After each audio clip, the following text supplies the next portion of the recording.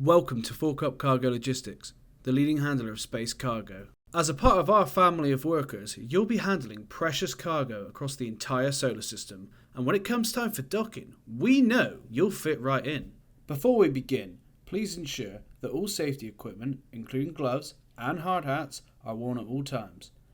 It's our company policy that all workers use protection. Let's start by exploring our cockpit and seeing how it responds to our touches. To your right, you'll see buttons where the ship controls can be adjusted for your convenience.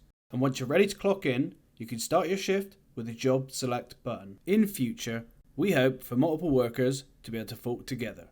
Unfortunately, at this current time, docking between fellow workers is against corporate guidelines. The board is currently reviewing this matter.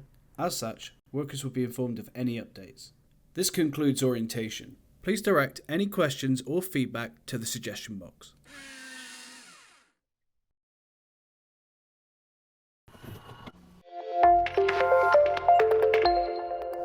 Did you know that statistics indicate that 2 out of 5 Docker applicants provide us with false piloting credentials?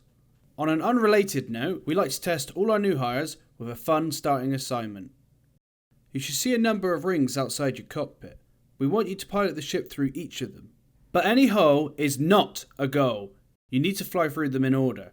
The radar will show you which one is next.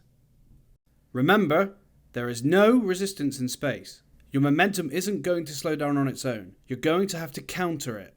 If you get confused, look at how the space dust outside the cockpit is moving.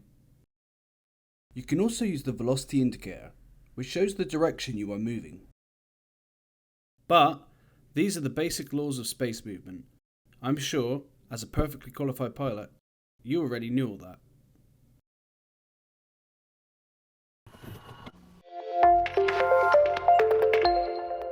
Good to see you again. We will now walk you through a typical day shift. This is a crate's docking port, and above you is your docking port. A successful dock will look something like this.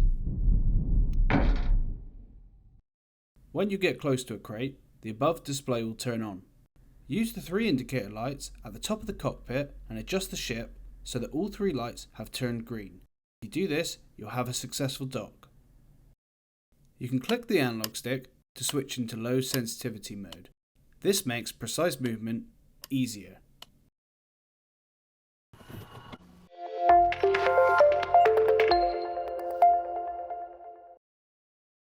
The crate now has to be ejected into the area shown here. Once you've worked the ship into position, you'll really need to tug hard on the lever in the top right of the cockpit. Really yank it to eject the payload quickly and launch our crate home. However, you want to avoid any premature ejections. For instance, moving too fast or aimed off to one side. Don't worry if this happens. We all have messy incidents from time to time. Just make sure to clean up after yourself and try again.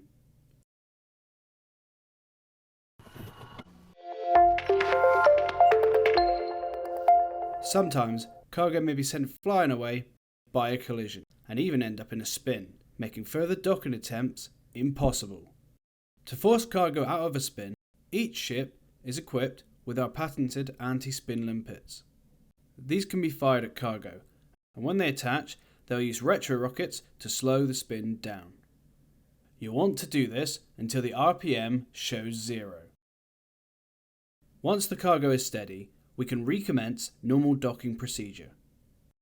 It's important at Fork Up that all packages are handled with care. We strongly advise against any attempt of forceful or aggressive docking maneuvers, which could result in injury to our packages.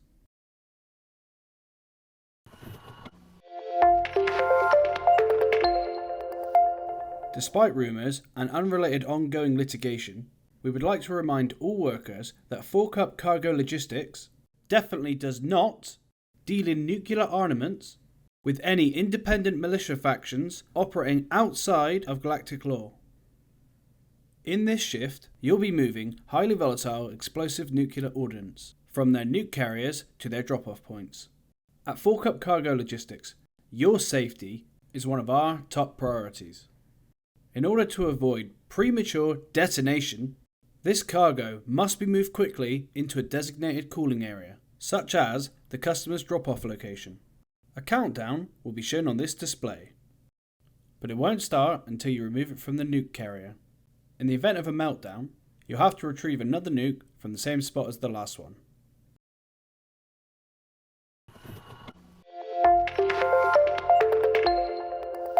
Here are the basics of the advanced astrophysics of black holes.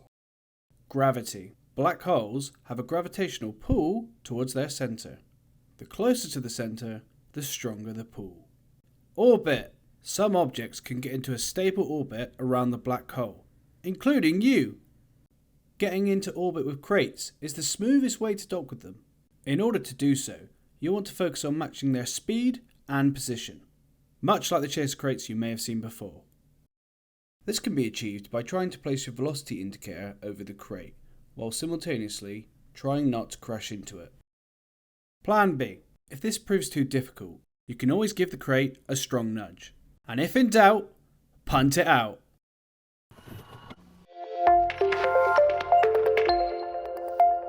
At the end of each shift, you'll need to dock up at the drop-off ship, as shown here.